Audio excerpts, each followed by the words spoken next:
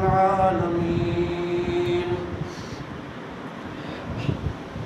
يا رب صل وسلم دائما أبدا على حبيبك خير الخلق كلهم هو الحبيب الذي ترجع شفاعته لكل حول من الأحوال مقتحمين إن الله وملائكته يصلون على النبي يا أيها الذين آمنوا صلوا عليه وسلموا تسليما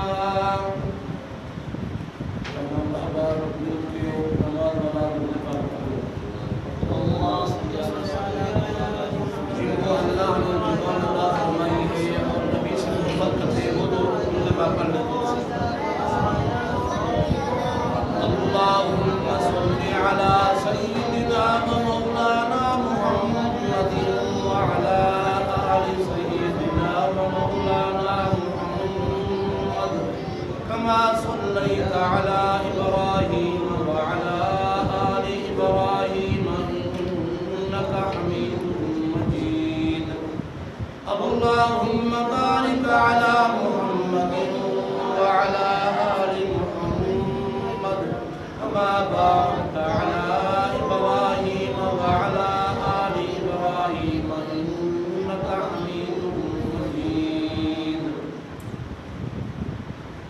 طالب الكرام معزز سامعین الکرام میرے وطن میرے دوست اور ساتھیوں عزیز طالب علم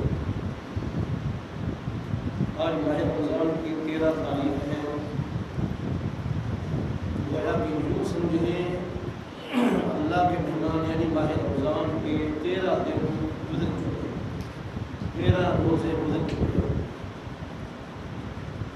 جس اللہ کے مہمان کی آمد کی ہر مسلمان کو انتظار تھی ہر مسلمان یہ کہتا تھا کہ 11 مہینے کے بعد اللہ کا مہمان آئے گا یعنی ماہ رمضان آئے گا پھر رب کائنات کا بہت بڑا فضل یہ ہوا ہم پر اللہ کا احسان یہ ہوا کہ اللہ نے ہمیں ہماری زندگی کے اندر اپنے مہمان کو بھیج دیا رب کائنات نے بہت بڑا فضل یہ فرمایا کہ پھر ہمیں تندرستی عطا فرمائی پھر رب کائنات کا بہت بڑا فضل یہ بھی ہے کہ اللہ نے ہمیں صحیح سالم عقل سے وجود کے لحاظ سے ساری سلامتیں عطا فرمائی ہے ایمان والوں کچھ لوگ وہ ہوں گے جو بیچارے چرپائی پر سے نہیں اٹھ سکتے سالوں سال گزر گئے وہ اپنے چرپائی پر پڑے ہیں کھانا بھی وہیں پیشاب بھی وہیں کپڑے پہن نہیں سکتے چلنے پھرنے کی طاقت نہیں بولنے کی طاقت نہیں سن نہیں سکتے آنکھوں کی بینائی نہیں یہ ساری کی ساری پریشانی اس انسان کے ساتھ ہوں گی کچھ لوگ ایسے ہوں گے جو اپنی چرپائی پر پڑے ہوں گے اللہ کا بہت بڑا احسان یہ ہے کہ اللہ نے مجھے اور آپ حضرات کو چلنے کی طاقت عطا فرمائی اللہ نے صحیح سالم سننے اور دیکھنے کی طاقت عطا فرمائی اللہ نے ہمیں صحیح سالم دل عطا فرمایا اللہ نے صحیح سالم دماغ عطا فرمایا کہ جس سے ہم سوچ اور سمجھ سکتے ہیں دل ہمارا احساس کر سکتا ہے کان ہمارے سن سکتے ہیں آنکھیں ہمارے دیکھ سکتی ہیں پاؤں ہمارے سفر کر سکتے ہیں ہاتھ ہمارے پکڑ سکتے ہیں کیا یہ اللہ کا احسان ہے یا نہیں بھائی زور سے اللہ کا بہت بڑا احسان ہے اللہ کے لاکھ لاکھ احسانات ہیں ہمارے اوپر اللہ نے کروڑوں خربوں اربوں خربوں نعمتوں سے ہمیں نوازا ہے میرے رب نے ماہ رمضان سے پہلے آدمی شام کو کھانا کھاتا ہے ایک ہی گھر کا سارا نصیب ہوتا ہے کبھی نلکے کا پانی کبھی تازہ پانی نصیب ہو جاتا ہے اللہ کے مہمان کی قدردانی کرنے والے لوگوں کے لیے رب کائنات کا وعدہ ہے کہ اللہ فرماتے ہیں میں ان کے لیے رزق واسع کر دیتا ہوں رزق فراہ کر دیتا ہوں افطاری کے وقت کو دیکھو مسلمان جب روزہ رکھنے والے دسترخوان پر بیٹھتے ہیں یہ بھی بات سمجھا دوں، دسترخوان کا لگانا یہ سنت رسول ہے، دسترخوان کا لگانا سنت رسول ہے۔ میرے محبوب نے فرمایا جس گھر میں دسترخوان لگتا ہے، دسترخوان پر سارے مل کر کھانا کھاتے ہیں، اللہ اس گھر میں کبھی فاقہ نہیں بھیجیں گے۔ یہ میرے نبی کا فرمان ہے۔ کیا خیال ہے؟ نبی کی بات سچی ہے نا بھائی؟ سب مسلمانوں کا ایمان ہے نا؟ اللہ کے نبی کا فرمان، اللہ کے نبی کا فرمان، نبی کا فرمان سچا، سچا کہنے سے شرم کیوں آتی ہے؟ اللہ کے نبی کا فرمان سچا ہے۔ میرے محبوب کی زبان مبارک سے جو جملے نکل گئے، زمین پھٹ سکتی ہے، آسمان پھٹ سکتا ہے، پوری دنیا کائنات ریزہ ریزہ ہو سکتی ہے، پہاڑ ریزہ ریزہ ہو سکتے ہیں، میرے پیغمبر کا فرمان کبھی غلط نہیں ہو سکتا، بولے کبھی غلط نہیں ہو سکتا۔ پھر قرآن بھی گواہ ہے اس کا۔ اللہ فرماتے ہیں جو دنیا میں دسترخوان لگاتے ہیں، اللہ کے رزق کو استعمال کرنے کے لیے، رزق کون دیتا ہے؟ روزی کون دیتا ہے؟ یہ کھانا پینا کون دیتا ہے؟ یہ لباس کون دیتا ہے؟ چلنے پھرنے کی طاقت کون دیتا ہے؟ بولنے کی طاقت کون دیتا ہے؟ جو نہیں بولتے ان کو نہ بولنے کی طاقت بھی اللہ دیتا ہے، جو نہیں بولتے ان کو نہ بولنے کی طاقت بھی اللہ ہی دیتے ہیں۔ اللہ مہر لگا دیتے ہیں، خبردار تو نے نہ میرا نام لینا ہے نہ میرے محبوب کا نام لینا ہے۔ جن کو اللہ نے طاقت دی ہے وہ تو بولے۔ یہ ساری چیزوں کا مالک کون ہے؟ کون ہے؟ اللہ۔ اللہ کے نام کو محبت سے، کون ہے ساری چیزوں کا مالک؟ اللہ۔ اللہ کی قسم، اللہ والے جب اللہ کا نام لیتے ہیں تو وہ فرماتے ہیں دنیا کائنات کی اتنی شہد کے اندر مٹھاس نہیں ہے جتنا اللہ کے نام کے اندر مٹھاس ہے، اتنی دنیا کی دولت کے ساتھ محبت نہیں ہے جتنی اللہ کے نام کے ساتھ محبت مسلمان کو ہونی چاہیے۔ لیکن ہم لوگ ناآشنا لوگ ہیں، ہم کم نصیب لوگ ہیں، اللہ کے نام کے ساتھ ہمیں محبت ہی نہیں ہے، سارا دن دنیا کا تذکرہ کرتے ہیں۔ دیکھو یہ سبزی والے ہیں، دکان والے ہیں، بازار میں دکان لگا کر کھڑے ہیں، کوئی کپڑے والا ہے، کوئی جوتے والا ہے، کوئی سبزی والا ہے، یہ یہاں گھومتے پھرتے ہیں، سارا دن کہتے ہیں، کہتے کہتے تھک جاتے ہیں، پھر کیسن بھر لیتے ہیں، وہ کیسن وہ بولتی رہتی ہے، آلو پیاز مٹر ٹماٹر یہ وہ جو بھی چیزیں ہیں وہ تھکتے کبھی نہیں ہیں۔ نام لیتے نا بھی چیزوں کا، بولے بھی نام لیتے ہیں نا، یہ جو پھیرے والے آتے ہیں نام لیتے ہیں سبزیوں کا، تو پھر ہم اللہ کے نام سے کیوں شرماتے ہیں؟ مسلمان کو اللہ کا نام لینا چاہیے۔ آسمان کا مالک کون؟ اللہ۔ زمین کا مالک کون؟ اللہ۔ میرا اور آپ کا مالک کون؟ اللہ۔ پوری دنیا کائنات جہان کا مالک کون؟ اللہ۔ پھر اس اللہ نے قرآن بھیجا ہے، فرمایا جو لوگ میرے بندے دنیا میں دسترخوان لگاتے ہیں میرے رزق کو استعمال کرنے کے لیے، اللہ فرماتے ہیں جبرائیل جی رب جلیل جاؤ میرے محبوب کے پاس، میرے محبوب کو خوشخبری دے دو، میرے پیارے پیغمبر، میرے نام رسول جو تیرا امتی دنیا میں دسترخوان لگا کر اپنے گھر والوں کو مہمانوں کو بٹھا کر کھانا کھلاتا ہے، اللہ فرماتے ہیں میں ان کے لیے مائدۃ من السماء آسمان سے دسترخوان نازل کروں گا یا اللہ کب؟ اللہ فرماتے ہیں دنیا میں تمہارے دسترخوان میں برکت نصیب فرما دوں گا، پھر جب کل جنت میں تم اکٹھے ہوں گے اللہ فرماتے ہیں آسمان سے دسترخوان آئے گا، دسترخوان پر جنت کے میوے سجے ہوئے ہوں گے، اللہ فرماتے ہیں میرے سارے خزانوں میں سے انسان کا جی جو چاہے گا وہ ساری نعمتیں دسترخوان پر سجا دوں گا، اللہ فرماتے ہیں پھر میں اپنے بندوں سے مخاطب ہوں گا، میں کہوں گا کہ میرے بندو دنیا میں تم نے میری بات مانی تھی، میرے نبی کی بات کو مانا تھا، میرے نبی کے طریقے کے اوپر عمل کیا تھا، آج آؤ نہ ذرا میں تمہیں رب ان کا نعم البدل عطا کرتا ہوں۔ آج ایک مزدور ہوتا ہے کسی ذمہ دار کے پاس، خان کے پاس، سردار کے پاس، وہ مہینے کے بعد یا ہفتے کے بعد یا شام کو مزدوری لیتا ہے، وہ سوال کرتا ہے مجھے مزدوری دے دو۔ یہ دنیا کی مزدوری ہے، یہ 400-500 مزدوری دن کی بنتی ہے، عام مزدور کی مزدوری 400-500 بنتی ہے، لیکن مولویوں کی مزدوری 400-500 دن کی نہیں بنتی، ان کی 200-250 بنتی ہے، 300 بنتی ہے۔ مزدور کی مزدوری یہ اور بات ہے، قرآن والوں کی مزدوری اور بات ہے۔ قرآن والوں کی مزدوری کے 1 روپے کے ساتھ رب کائنات 70 روپوں کی برکت نصیب فرما دیتے ہیں۔ سبحان اللہ۔ قرآن کی مزدوری اور ہے، قرآن والوں کی مزدوری اور ہے۔ قرآن کی تو مزدوری ہوتی نہیں ہے، لیکن قرآن والوں کی مزدوری کی بات ہے۔ اللہ فرماتے ہیں تم لوگ میرا دنیا کے اندر قرآن پہنچاتے تھے لوگوں کے پاس، قرآن سناتے تھے۔ اللہ فرماتے ہیں اس کا نعم البدل دنیا تمہیں نہیں عطا کر سکتی۔ دنیا چاہے ساری دنیا تمہیں لوٹا دے، ایک لفظ کی بھی وہ قیمت نہیں ادا کر سکتے۔ اللہ فرماتے ہیں اس کا نعم البدل قرآن والو میں تمہیں جنت میں عطا کروں گا۔ ایمان والو یہ ماہ رمضان ہے، پھر ماہ رمضان کے اندر برکات ہیں۔ ماہ رمضان کے اندر اللہ فرماتے ہیں ماہ رمضان میں جو ایک آدمی نماز ادا کرتا ہے، ایک فرض ادا کرتا ہے، ایک فرض کو بڑھا چڑھا کر اس کا ثواب 2 نہیں، 4 نہیں، 10 نہیں، 20 نہیں، 30 نہیں، 40، 50، 60 نہیں، بلکہ 70% ثواب بڑھا دیتا ہوں۔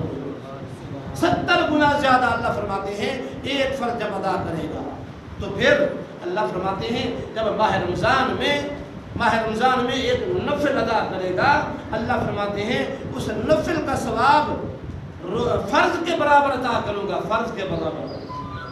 پھر رب کائنات فرماتے ہیں جو میرا بندہ روزہ رکھتا ہے، روزہ کس لیے رکھتے ہیں بھائی؟ سارے بولے روزہ کس لیے رکھتے ہیں؟ اللہ کے لیے۔ یہ بھوک پیاس کس لیے برداشت کرتے ہیں؟ اللہ کے لیے۔ اللہ فرماتے ہیں میرے محبوب جی میرے رب، میرے محبوب کی اور میرے رب کی جب بات ہو رہی ہوتی ہے نا، قرآن ہمیں بتلاتا ہے وہ منظر ہی کیا ہوگا، کیسا محب ہے، کیسا محبوب ہے۔ اللہ محب ہے، میرا محبوب ہے، پیغمبر محبوب ہے۔ پھر جب ان کی آپس میں بات ہو رہی ہوتی ہے اللہ فرماتے ہیں میرے محبوب، اللہ فرماتے ہیں کیا فرماتے ہیں؟ میرے محبوب، میرے پیارے پیغمبر جی میرے رب، جی میرے رب۔ اللہ فرماتے ہیں اپنی امت کو بتلا دو نا ذرا، جو میرے لیے روزہ رکھتا ہے، میرے لیے بھوک پیاس برداشت کرتا ہے، میری رضا حاصل کرنے کے لیے، میرا قرب حاصل کرنے کے لیے روزہ رکھتا ہے، اللہ فرماتے ہیں الصوم لی وانا اجزی به او کما قال النبی صلی اللہ علیہ وسلم الصوم لی وانا اجزا به۔ اللہ فرماتے ہیں میرا بندہ جو میرے لیے روزہ رکھتا ہے، الصوم لی روزہ رکھتا ہے، اللہ فرماتے ہیں میرے لیے، اسی کے دکھاوے کے لیے۔ اور مزے کی بات یہ ہے یہ عبادت روزے کی ہے ہی ایسی، کسی کو پتہ نہیں چلتا ایسے نا بھائی۔ روزہ مخفی عبادت ہے، روزہ مخفی عبادت ہے، چھپی ہوئی عبادت ہے۔ نماز آدمی پڑھتا ہے دوسرے کو پتہ چلتا ہے یہ نماز پڑھ رہا ہے، ایسے نا بھائی۔ کوئی زکوٰۃ دیتا ہے دوسرے کو پتہ چلتا ہے یہ زکوٰۃ دے رہا ہے۔ نفل پڑھتا ہے دوسرے کو پتہ چلتا ہے نفل ادا کر رہا ہے۔ اللہ کے راستے میں چلتا ہے وہ پتہ ہوتا ہے یہ اللہ کے راستے میں چل رہا ہے۔ روزہ ایسی عبادت ہے جہاں بھی کھڑا ہو، نماز میں ہو تب بھی کسی کو پتہ نہیں چلتا، چل رہا ہو تب بھی کسی کو پتہ نہیں چلتا، کاروبار کر رہا ہے تب بھی کسی کو پتہ نہیں چلتا، دنیا کا کوئی کام کرتا ہے، دکاندار ہے، صنعتکار ہے، کھیتی والا ہے، کوئی مولوی ہے، پیر ہے، بزرگ ہے، اللہ والا ہے، کوئی بھی ہے، کسی کو پتہ نہیں چلتا اس کو روزہ ہے یا نہیں ہے۔ جانتا ہے تو کون جانتا ہے؟ کون؟ اللہ، اللہ جانتے ہیں۔ پھر اس عبادت پر جب اللہ فرماتے ہیں کسی کو پتہ نہیں چلتا، رب کائنات فرماتے ہیں پھر اس کا نعم البدل جب ساری دنیا کائنات سے چھپ کر میری عبادت کرتا ہے، روزہ ساری دنیا سے چھپ کر کسی کو نہیں پتہ چلتا، بتاتا بھی کسی کو نہیں ہے، اللہ کو راضی کرنے کے لیے روزہ رکھتا ہے، تو رب کائنات فرماتے ہیں پھر گواہ ہو جاؤ فرشتو، فرشتو گواہ ہو جاؤ۔ یا اللہ ہم گواہ ہیں، کس چیز کے گواہ ہو جائیں؟ اللہ فرماتے ہیں اس میرے بندے نے روزہ میرے لیے رکھا ہے، روزہ میرے لیے رکھا ہے۔ یا اللہ پھر اللہ فرماتے ہیں یہ نماز ادا کرتا ہے اس کا ثواب فرشتوں کے ذریعے دلواتا ہوں، زکوٰۃ ادا کرتا ہے اس کا ثواب کسی کے ذریعے دلواتا ہوں، یہ صدقہ خیرات کرتا ہے اس کا ثواب کسی کے ذریعے دلواتا ہوں۔ اللہ فرماتے ہیں نہیں، روزہ ایسی عبادت ہے جب بندہ میرے لیے روزہ رکھتا ہے تو اس کا نعم البدل بھی میں خود رب عطا کروں گا۔ الصوم لی وانا اجزی بہ وانا اجزا بہ، فرمایا اس کا بدل میں خود عطا کروں گا اپنے ہاتھوں سے اپنے بندے کو۔ ایمان والو خوش نصیب آدمی ہو جو اللہ کے مہمان کی قدردانی کرتا ہے۔ پھر روزے کے اندر عبادت بھی ذکر اللہ کا زیادہ ہونا ضروری ہے، عبادات کا نوافل کا ہونا ضروری ہے، تہجد کا ہونا ضروری ہے، رات قیام اللیل یعنی جس کو ہم تراویح کہتے ہیں، اس کو میرے محبوب کے دور کے اندر نبی علیہ السلام صحابہ کے دور کے اندر تراویح کوئی کہتا تھا، لیکن قیام اللیل کہا کرتے تھے۔ قیام اللیل یعنی رات کا قیام، رات کو کھڑے ہو کر اللہ کی عبادت کرنا، قیام اللیل کیا کرتے تھے۔ میرے بھائیوں، میرے محبوب اور میرے محبوب کی جماعت، صحابہ کرام کی جماعت، بولو اللہ کی ذات کے بعد درجہ کس کا ہے؟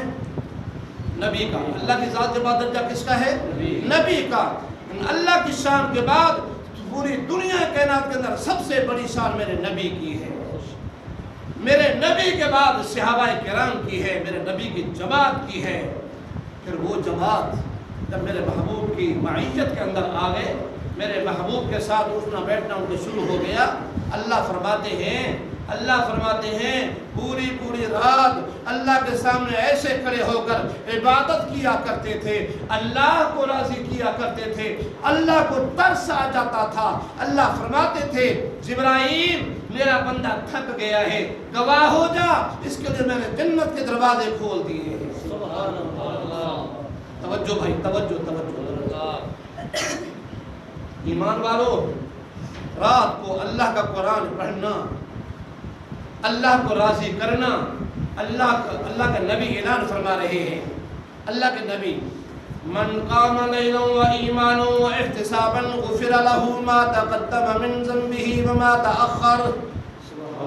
میرے پیارے پیغمبر حضرت محمد رسول اللہ صلی اللہ علیہ وسلم فرماتے ہیں، من قام لیلا و ایمانا و احتسابا، جو شخص رات کو کھڑے ہو کر تراویح پڑھتا ہے، قرآن سناتا ہے، قرآن سنتا ہے، من قام لیلا و ایمانا و احتسابا، ایمان کی حالت کے اندر اللہ سے بدلہ لینے کے لیے، و احتسابا غفر له ما تقدم من ذنبه وما تأخر۔ اللہ فرماتے ہیں دنیا کائنات کے لوگوں گواہ ہو جانا، اے فرشتوں گواہ ہو جانا، جنت والے فرشتوں گواہ ہو جانا، جہنم کے دروغے گواہ ہو جانا، پوری دنیا کائنات کے فرشتے گواہ ہو جانا، میں نے اپنے بندے کے رات کو جب کھڑا ہوتا ہے میرے سامنے، میرے لیے ایمان کی حالت کے اندر ثواب کی نیت سے کھڑا ہوتا ہے، قرآن پڑھنے والا یا قرآن سننے والا، فرمایا غفر لہ،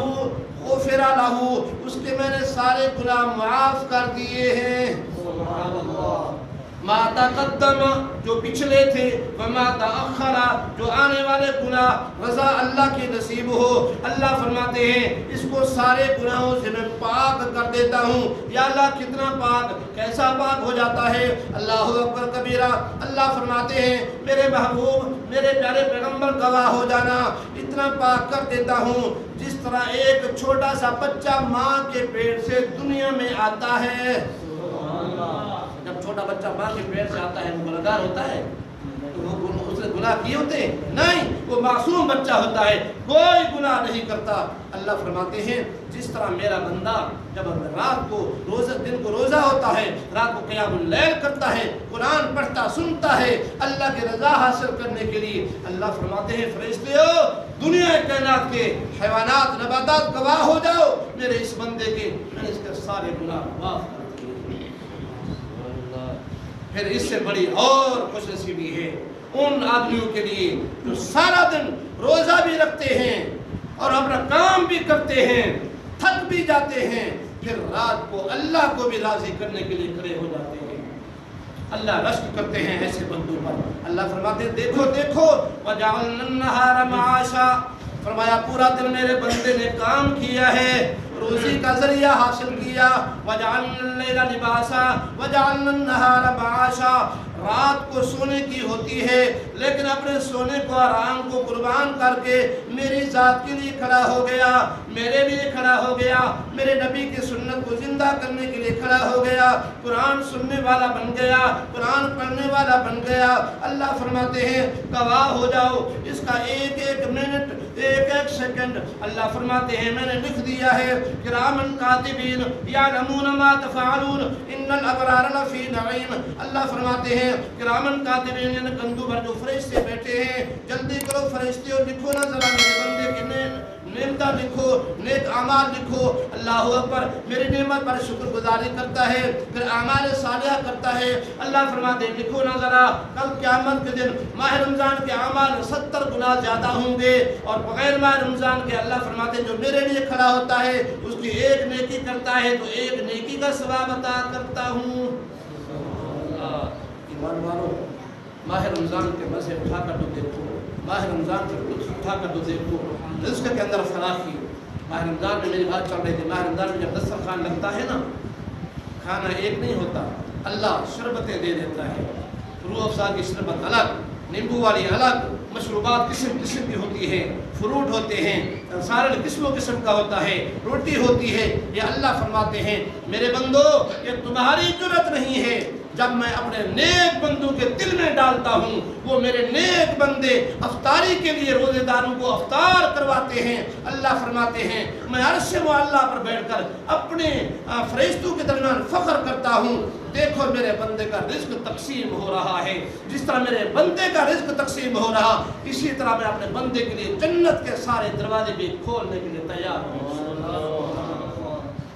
ماہ رمضان ہے، پھر ماہ رمضان کے اندر پاکیزگی انسان کے لیے ضروری ہے۔ جب انسان پاکیزگی اختیار کرتا ہے تو رب کائنات فرماتے ہیں اس کے لیے اعمال بھی قبول ہوتے ہیں، اس کے اعمال بھی قبول ہوتے ہیں۔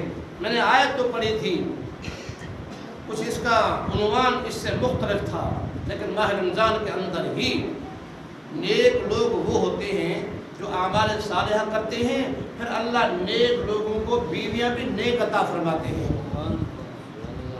جو نیک لوگ ہوتے ہیں اللہ ان کو بیویاں بھی، جن کے ہیں وہ تو کہہ دو، جن کے نہیں وہ خاموش رہنے بات نہیں، جن کے ہیں وہ تو کہہ دو، جو نیک بندے ہوتے ہیں اللہ ان کو بیویاں بھی نیک عطا فرماتے ہیں۔ اور اللہ فرماتے ہیں قرآن میں موجود ہے، اللہ فرماتے ہیں جو بدبخت ہوتے ہیں نا، جو کمینے لوگ ہوتے ہیں، ان کے لیے بیوی بھی ایسی ہی منتخب کر دیتا ہوں۔ ناپاک لوگ، جو ناپاک مرد ہوتا ہے اس کے لیے بیوی بھی ناپاک ہوتی ہے۔ جو پاک انسان ہوتا ہے، پاک سے مراد اللہ کے احکامات کو پورا کرتا ہے، اللہ کے لیے اعمال صالحہ کرتا ہے، اللہ فرماتے ہیں ان کے لیے بیویاں بھی نیک ہوتی ہیں۔ نیکی سے کیا مراد ہے؟ اللہ فرماتے ہیں قرآن مقدس میں، مفتی شفیع احمد رحمۃ اللہ علیہ نے معرف القرآن جلد نمبر 6 میں لکھا ہے، اللہ فرماتے ہیں پھر وہ عورت جو نیک ہوتی ہے، مرد بھی نیک ہوتا ہے، اللہ کے احکامات کو پورا کرتا ہے، گھر والوں کے احکامات کو پورا کرتا ہے، بیوی بچوں کے احکامات کو پورا کرتا ہے، والدین کی ادب احترام کرتا ہے، والدین کے احکامات کو پورا کرتا ہے۔ اللہ فرماتے ہیں اس کے لیے نیک بیوی کا انتخاب کرتا ہوں، وہ بیوی بھی ایسی ہوتی ہے اللہ کے حقوق کو بھی پورا کرتی ہے، اپنے شوہر کے حقوق کو بھی پورا کرتی ہے، دنیا کائنات کے اندر رہ کر اپنے آپ کو اللہ کے سپرد کر دیتی ہے۔ اللہ فرماتے ہیں ان کا تذکرہ ہے، فرمایا وَالطَّيِّبَاتُ لِلطَّيِّبِينَ، پاکیزہ مردوں کے لیے پاکیزہ عورتیں ہیں، قرآن کا فیصلہ یہی ہے۔ اور فرمایا الخبیثات للخبیثین والخبیثون للخبیثات، ناپاک مردوں کے لیے ناپاک عورتیں، ناپاک عورتوں کے لیے ناپاک مرد۔ اللہ فرماتے ہیں جو اللہ کے احکامات کو پورا نہیں کرتے، زبان درازی کرتے ہیں، اپنے آپ کو اللہ کے سپرد نہیں کرتے، رب کائنات نے فرمایا ان کی دنیا کے اندر بھی کوئی احترام ادب نہیں، ان کا اکرام نہیں، کل قیامت کے دن تو جہنم کا ایندھن بنے گے۔ رب کائنات نے فرمایا خیال کرنا، ذرا خیال کرنا، اللہ کے احکامات کو نہ چھوڑنا، مرد ہو تب بھی اللہ کے احکامات کو نہ چھوڑے، عورت ہو تب بھی اللہ کے احکامات کو نہ چھوڑے، بچہ ہے بچی ہے، سب کے لیے اللہ کے احکامات یکساں ہیں۔ اور نظرہ میں مثال سے سمجھاؤں، اللہ اکبر کبیرہ، اللہ نے یہ آیت کس وقت نازل فرمائی؟ اور زور سے سبحان اللہ، اور زور سے سبحان اللہ۔ یہ آپ سبحان اللہ کہہ رہے ہیں آپ کو یہ اللہ پاک آپ کا ایک سبحان اللہ پڑھنا جنت میں درخت لگا رہے ہیں. فرمایا میرے محبوب نے, میرے پیغمبر نے, بخاری شریف کی حدیث ہے, جو ایک آدمی ایک مرتبہ سبحان اللہ کہتا ہے جنت میں اتنا بڑا درخت لگ جاتا ہے. عربی نسل کا گھوڑا 100 سال تک اس درخت کے سائے کے نیچے دوڑتا رہے, وہ سایہ ختم نہیں ہوگا. سبحان اللہ کا اتنا بہت بڑا ثواب ہے. لیکن ہم لوگ پھر بھی کنجوس ہیں. سبحان اللہ بھی ہم مفت کا ثواب بھی نہیں کماتے, سبحان اللہ بھی نہیں کہتے, زبان پر تالے لگا کر بیٹھتے ہیں. نہیں میرے بھائیو, زبان اللہ نے دی ہے. کس نے دی ہے؟ اللہ. زبان کس نے دی ہے؟ اللہ. جس کو اللہ نے دی وہ کہے. زبان کس نے دی ہے بھائی؟ اللہ نے دی ہے سب کو ماشاءاللہ. تو پھر اس زبان کو اللہ کے لیے استعمال کرنا چاہیے نا. سبحان اللہ. دیوار نہ گر جائے, دیوار کمزور ہے شاید اللہ کو جزا کرتا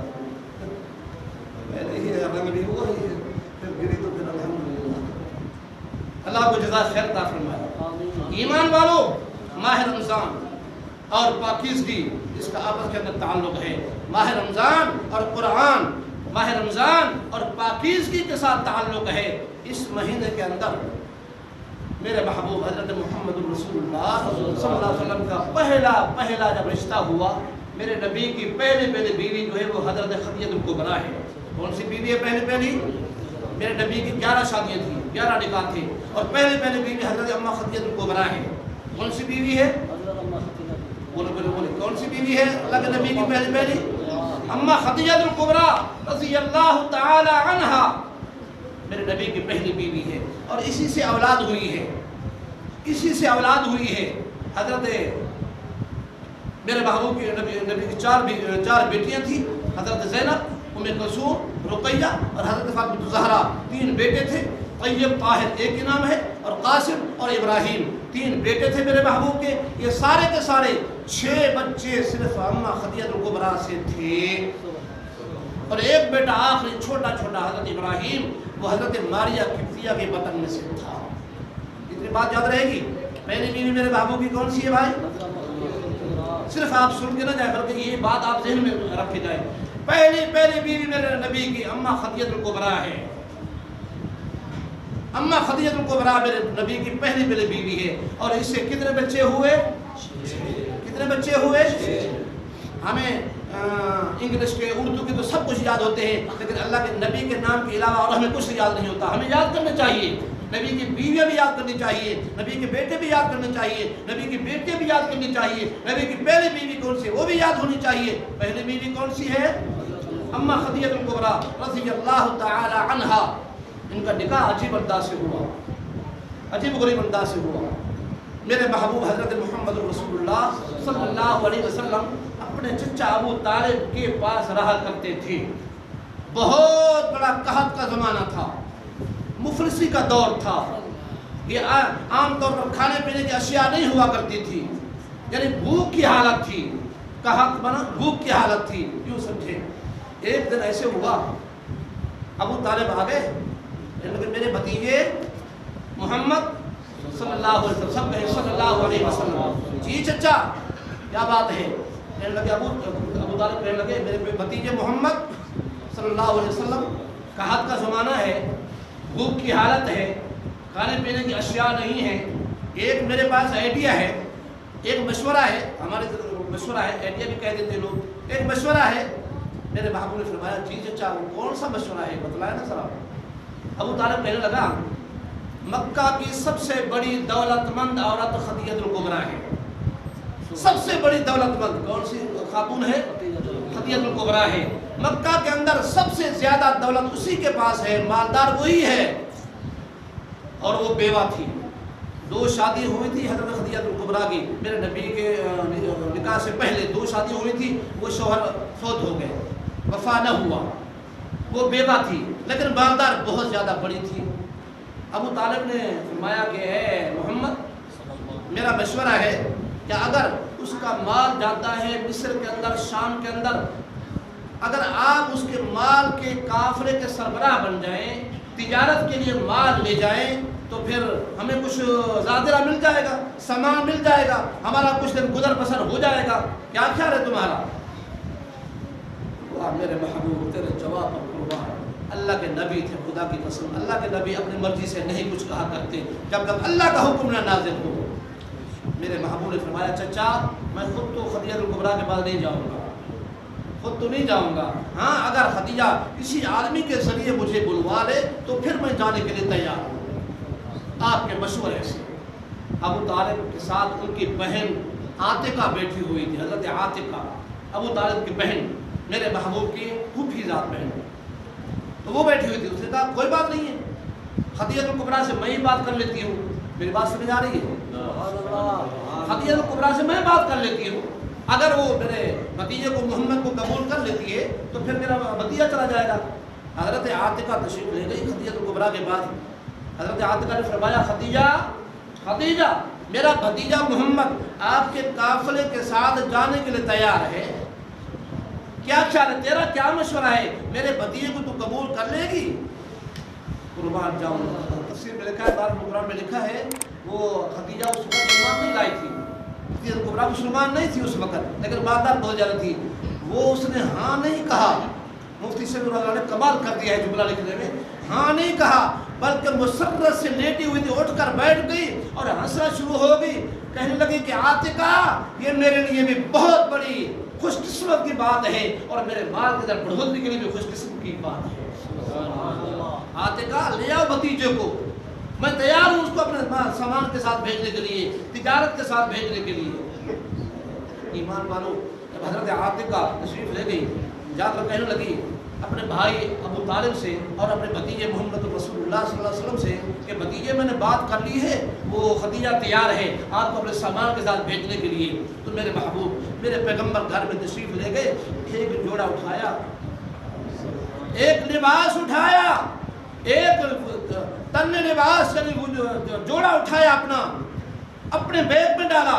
میرے محبوب کا بیگ بھی تو بدلے، آپ اندازہ لگا سکتے اس وقت کیسا بیگ ہی ہوگا، مؤدباً انداز سے اپنے بیگ مبارک میں ڈالا، آ گئے، کہنے لگے چچا ابو طالب میں جا رہا ہوں۔ چچا ابو طالب نے کہا بیٹا ایسے نہیں، محمد اکیلے مت جاؤ، میں بھی ساتھ چلوں گا، عاتقہ بھی ساتھ جائے گی، ہم تجھے خدیجہ کے پاس لے جائیں گے، وہاں ہم چھوڑ آئیں گے۔ جب گئے حضرت خدیجہ الکبریٰ کا قافلہ روانہ ہونے کو تھا، سارے کے سارے قافلے والے اونٹ اور ان کے مہار پکڑنے والے سارے جمع ہو گئے، اور ان کا سربراہ جو میسرہ ہوتا تھا، حضرت خدیجہ الکبریٰ کا بہت جڑا غلام تھا نا با اعتماد، اس کا نام تھا میسرہ کو کہنے لگی خدیجہ الکبریٰ پورے مجمع میں خیال کرنا یہ ایک تمہارا سربراہ ہے، محمد تمہارا سربراہ ہے بچہ، لیکن سربراہ تمہارا یہی ہے۔ ان کو کیا پتا تھا کہ رب کائنات نے صرف ان کا سربراہ نہیں بنایا محمد کو، بلکہ پوری دنیا کائنات کا سربراہ بنا کر بھیجا ہے۔ میسرہ خیال کرنا یہ تمہارا سربراہ ہے۔ پھر جب قافلہ روانہ سے پہلے ہی حضرت خدیجہ نے میسرہ کو الگ کر کے فرمایا کہ جب مکہ کی شہر سے نکلو نا، مہار محمد کے ہاتھ میں پکڑا دینا، اس وقت مہار، کیونکہ میں ان کو مزدوری جو دوں گی اس کے لیے کچھ نہ کچھ بات تو بنانی ہے، مہار محمد کے ہاتھ میں پکڑا دینا، جب مکہ سے باہر نکل جاؤ خیال کرنا مہار تم نے اپنے ہاتھ میں تھامی ہے، محمد کو سواری پر سوار کر دینا، محمد کو چلانا نہیں ہے۔ پہلا جا رہے ہیں مزدوری کے لیے، تجارت کے لیے، لیکن اللہ رب العزت نے خدیجہ الکبریٰ کے دل کے اندر ایسی باتیں ڈالی ہیں، وہ اپنے قافلے والوں کو ہدایات دے رہی ہے، اس کا خیال بھی کرنا ہے، تمہارا سردار بھی یہی ہے، اس کو پیدل چلانا بھی نہیں ہے، سواری پر سوار بھی کرنا ہے، مہار بھی تم نے اپنے ہاتھ میں پکڑنی ہے، محمد کو مہار نہیں دینی۔ مکہ کے نکلنے کے بعد جب باہر نکلے روانہ ہوا قافلہ، ابو طالب نے بھی دیکھا، عاتقہ نے بھی دیکھا، روایت میں لکھا ہے حضرت عاتقہ نے ایک چیخدار آواز بھری، کہنے لگی یا عبداللہ، اے عبداللہ محمد کے ابا، آج اپنی لحد مبارک سے سر نکال کے دیکھ، تیرا بیٹا آج قافلے کے ساتھ جا رہا ہے، تجارت کے لیے جا رہا ہے، اور ان کی آنکھوں میں آنسو بھر آئے، اشک باہر وہ آنکھیں ہو گئی اور رونے لگے۔ قافلہ جاری ہوا، روانہ ہوا، جیسے ہی میرے محمد نے ہاتھ بہار میں پکڑی، حضرت عاتقہ بھی رونے لگی، ابو طالب بھی رونے لگے، جو محمد کو ماننے والے تھے سارے رونے لگے، کیونکہ محمد تھا، مکہ کا والی تھا، مکہ کا سربراہ تھا، پوری دنیا کے راز کا سربراہ تھا، اللہ نے نبی بنانا تھا۔ ان لوگوں کو کیا پتا، جب رونے لگی اور کہنے لگی یا عبد المطلب تیرا پوتا آج بہار پکڑے ہوئے جا رہا ہے، تو رب کائنات نے فرمایا عاتقہ تمہیں کیا پتا، انی اعلم ما لا تعلمون، جو میں جانتا ہوں تم نہیں جانتے۔ جو میں نے اپنے نبی کو مرتبہ دینا ہے، جو میں نے اپنے محبوب کو رتبہ دینا ہے، جو میں نے اپنے نبی کے درجات بلند کرنے ہیں، تمہیں کیا پتا، انی اعلم ما لا تعلمون، جو میں جانتا ہوں تم نہیں جانتے۔ جب باہر نکلے، مکہ سے باہر نکلے تو ویسرا نے ہدایات کے مطابق حضرت محمد رسول اللہ صلی اللہ علیہ وسلم کے ہاتھ سے مہار بھی لے لی، فرمایا اے محمد سواری پر سوار ہو، ارقب علی الجبل، ارقب علی الجبل، اونٹ پر سوار ہو جاؤ، تم نے پیدل نہیں چلنا۔ مجھے میری مالکہ کی ہدایات ہیں، میں اس کا بھی مسلمان نہیں تھا، میری مالکہ کی ہدایات ہیں، سواری پر سوار ہو جاؤ۔ میرے محبوب دیکھتے ہی دیکھتے رہ گئے، سواری پر سوار ہو گئے۔ تب مصر کے شہر میں، مصر کے حدود میں داخل ہوئے تو وہاں پڑاؤ ڈالا گیا۔ مصر کے حدود کے ساتھ ہی ایک درخت تھا، وہاں قافلے والوں نے کہا کہ یہاں ٹھہرنا ہے۔ میسرہ نے کہا یہاں آرام کرو، آرام کرو، اونٹوں کو بھی آرام کرواؤ، اور یہ محمد بھی تھک چکا ہے سواری پر بیٹھ پھر کر سفر کر کے، اس کو بھی آرام کرنا ہے۔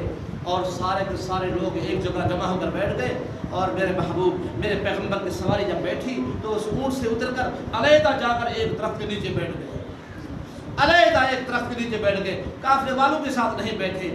اسی درخت کے قریب ہی ایک جھوپڑی تھی، ایک کٹیا تھی، یعنی جس طرح سروں کی یہ بناتے ہیں نا جگہ، اس کو کٹیا کہتے ہیں عربی کے اندر، اور ایک جھوپڑی تھی، خیمہ تھا، یوں سمجھ لے۔